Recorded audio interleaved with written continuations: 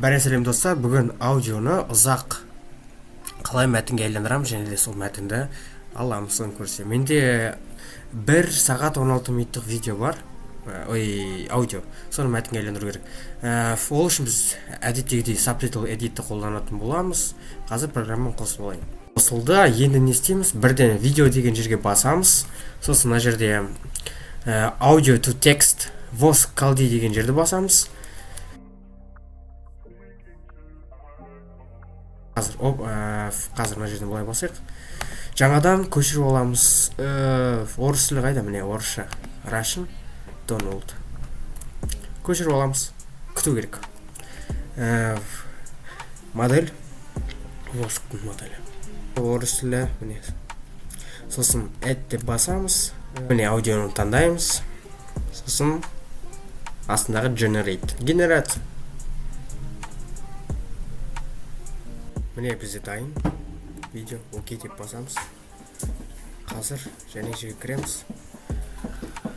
Міне дайын субтитр және субтитрдің атауы жаңа видео бар, соның атымен бірдей болады. Міне сол жақта барлығы тұр. Егер де қалайсам болады, қате кетті деп ойласаңыз, қазір субтитрді тексеріп алуға болады. Ол үшін бізге аудионы алып, мұнда лақтыру керек.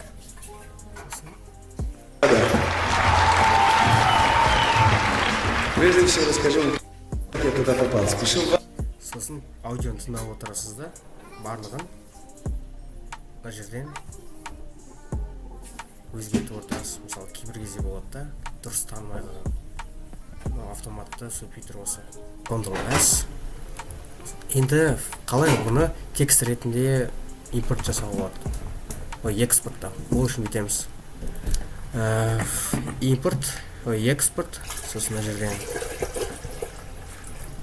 жерден plain text деген басамыз.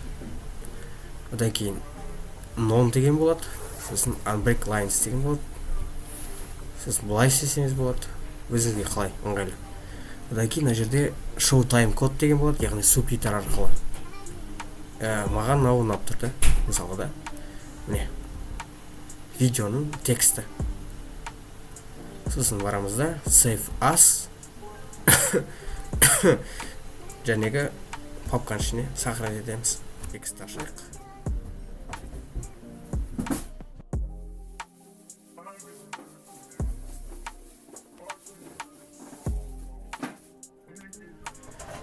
Каналға тіркеліңіздер, лайк басыңыздар, комментарий жазыңыздар.